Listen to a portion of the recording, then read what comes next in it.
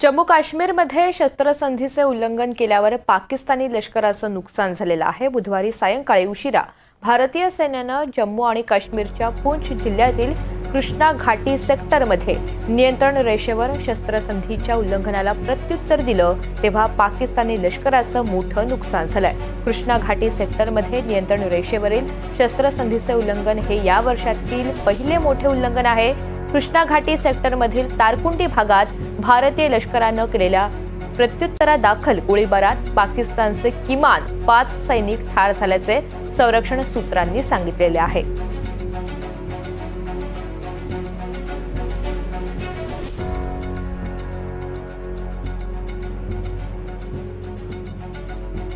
जम्मू काश्मीरमध्ये शस्त्रसंधीचे उल्लंघन केल्यावर पाकिस्तानी लष्कराचं मोठं नुकसान झालेलं आहे। बुधवारी सायंकाळी उशिरा भारतीय सैन्यानं हे चोख प्रत्युत्तर दिलेलं आहे।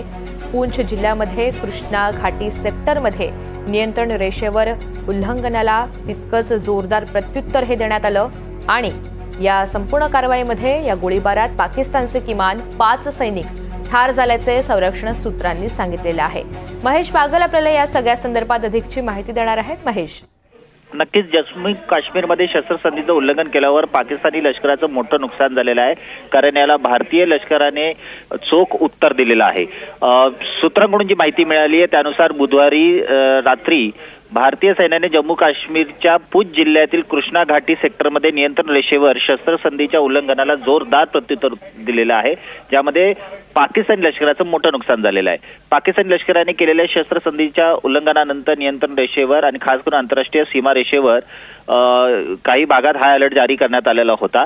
कृष्णा घाटी सेक्टरमध्ये नियंत्रण रेषेवरील शस्त्रसंधीचं उल्लंघन झालं आणि त्यानंतर यास जोरदार उत्तर देण्यात आलेलं आहे। जम्मू जिल्ह्यातील अखनूर सेक्टरमध्ये जो सुधारित स्फोटक यंत्रणा आहे आयडीच्या स्फोटात कॅप्टनसह 2 भारतीय लष्कर जवान शहीद झाल्याच्या दुसऱ्याच दिवशी पाकिस्तानी लष्कराने कृष्णा घाटी सेक्टरमध्ये शस्त्रसंधीचं उल्लंघन केलेलं होतं आणि त्यामुळे आताची परिस्थिती अशी आहे की 11 फेब्रुवारी रोजी अखनूर सेक्टरमध्ये आयडी स्फोटात आपले भारतीय जवान शहीद झाले होते। त्यानंतर जी सूत्रांकडून माहिती मिळाली आहे त्यानुसार भारताच्या बाजूने घुसखोरी करण्याच्या प्रतीक्षेत असलेल्या संबंधित व्यक्तींवर कारवाई करण्यात आली आणि याच्यामध्ये पाकिस्तानी लष्कराचं मोठं नुकसान झालेलं आहे। ते एकंदरीत पाहता सूत्रांकडून जी माहिती मिळाली आहे त्यानुसार या शस्त्रसंधीच्या उल्लंघनावर जे उत्तर देण्यात आलं त्यामुळे पाकिस्तानी लष्कराला मोठं नुकसान झालेलं आहे। निश्चित महेश, धन्यवाद सविस्तर माहितीसाठी।